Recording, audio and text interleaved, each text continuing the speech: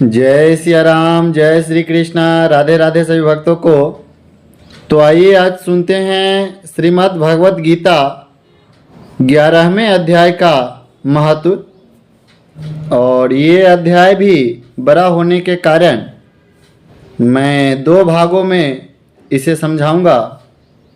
इसलिए आप लोग चैनल को लाइक और सब्सक्राइब ज़रूर कर लें ताकि मेरा सभी प्रकार के वीडियो का नोटिफिकेशन आपको मिलता रहे।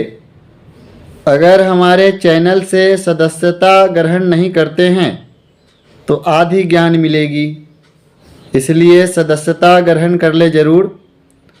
तो चलिए कथा को आरंभ करते हैं।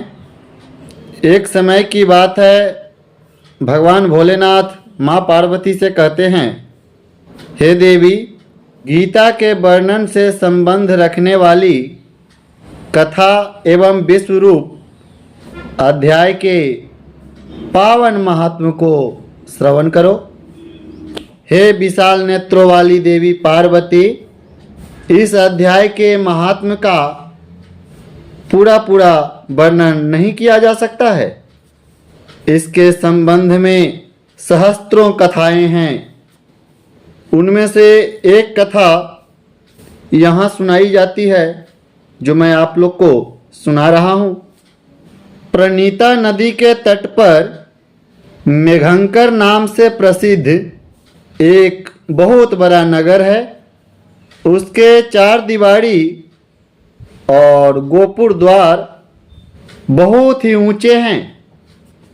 वहाँ बड़ी बड़ी विश्रामशालाएं हैं जिनमें सोने की खंभे शोभाएं दे रही है। उस नगर में श्रीमान, सुखी, शांत, सदाचारी तथा जितेंद्रिय मनुष्यों का निवास है। वहाँ हाथ में सारंग नामक धनुष धारण करने वाले जगदीश्वर भगवान विष्णु विराजमान रहते हैं। वे पर ब्रह्म के साकार स्वरूप हैं। संसार के नेत्रों को जीवन प्रदान करने वाले हैं। उनका गौरवपूर्ण श्री विग्रह भगवती लक्ष्मी के नेत्र कमलों द्वारा पूजित होती है। भगवान की यह झांकी वामन अवतार की है। मेघ के समान उनका श्याम वर्ण तथा कोमल आकृति है। वक्षस्थल पर श्री वत्स का चिन्ह शोभा पाता है। वे कमल और वनमाला से विभूषित हैं। अनेक प्रकार के आभूषणों से सुशोभित हो भगवान वामन रत्न युक्त समुद्र के सदृश जान पड़ते हैं। पीतांबर से उनके श्याम विग्रह की कांति ऐसी प्रतीत होती है मानो चमकती हुई बिजली से घिरा हुआ स्निग्ध मेघ शोभा पा रहा है। उन भगवान वामन का दर्शन करके जीव जन्म एवं संसार के बंधन से मुक्त हो जाता है। उस नगर में मेखला नामक एक महान तीर्थ स्थल है जिसमें स्नान करके मनुष्य शाश्वत वैकुंठ धाम को प्राप्त करता है। वहाँ जगत के स्वामी करुणासागर भगवान नरसिंह का दर्शन करने से मनुष्य 7 जन्मों को किए हुए घोर पापों से छुटकारा पा जाता है। जो मनुष्य मेखला में गणेश जी का दर्शन करता है वह सदा दुस्तर विघ्नों को पार हो जाता है। उसी मेघंकर नगर में एक ब्राह्मण रहते थे जो ब्रह्मचर्य परायण, ममता और अहंकार से रहित, वेद शास्त्रों में प्रवीण, जितेंद्रिय तथा भगवान वासुदेव के शरणागत थे। उनका नाम सुनंद था।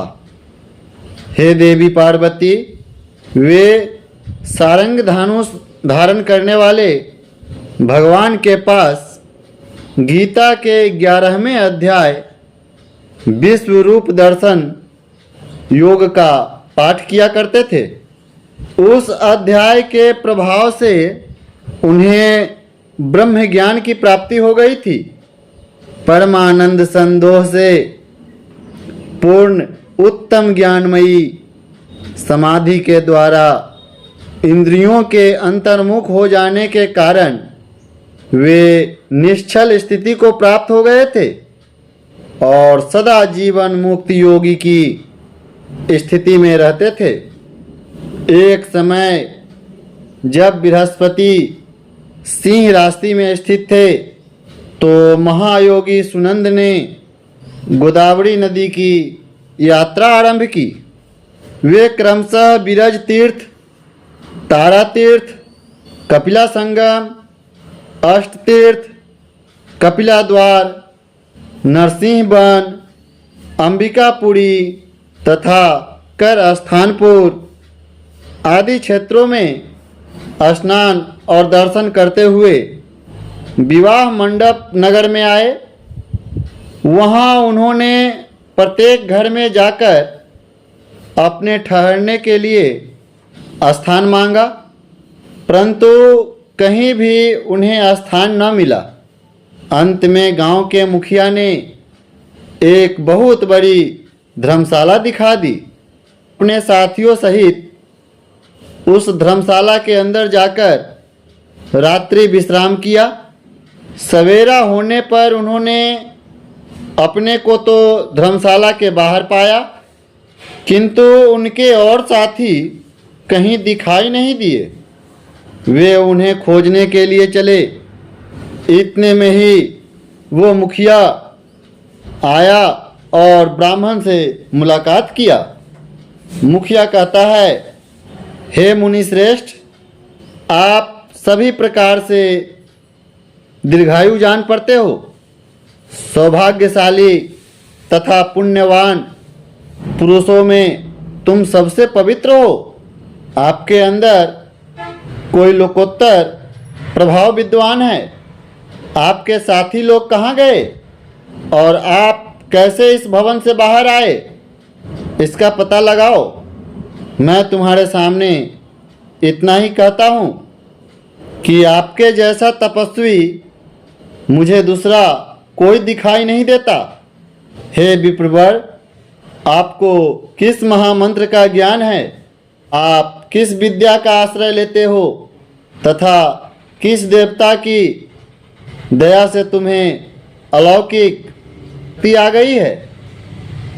हे भगवान, आप कृपा करके इस गांव में रहो। मैं आपकी सभी प्रकार की सेवा किया करूँगा। यूँ कहकर मुखिया ने मुनीश्वर सुनंद को अपने गांव में ठहरा लिया। वह दिन रात बड़ी भक्ति के साथ उनकी सेवा टहल करने लगा। जब 7-8 दिन बीत गए तब एक दिन प्रातः काल आकर वह बहुत दुखी होकर के महात्मा के सामने रोने लगा और बोला, आज रात में राक्षस ने मुझ भाग्यहीन के बेटे को चबा लिया है। मेरा बेटा बड़ा ही गुणवान और बड़ा ही भक्तिवान था। मुखिया के इस प्रकार कहने पर योगी सुनंद ने पूछा, कहाँ है वह राक्षस और किस प्रकार तुम्हारे बेटे का भक्षण किया है? फिर मुखिया कहता है, हे ब्राह्मण, इस नगर में बड़ा भयंकर एक नरभक्षी राक्षस रहता है। वह प्रतिदिन आकर के इस नगर के मनुष्यों को खा जाता था।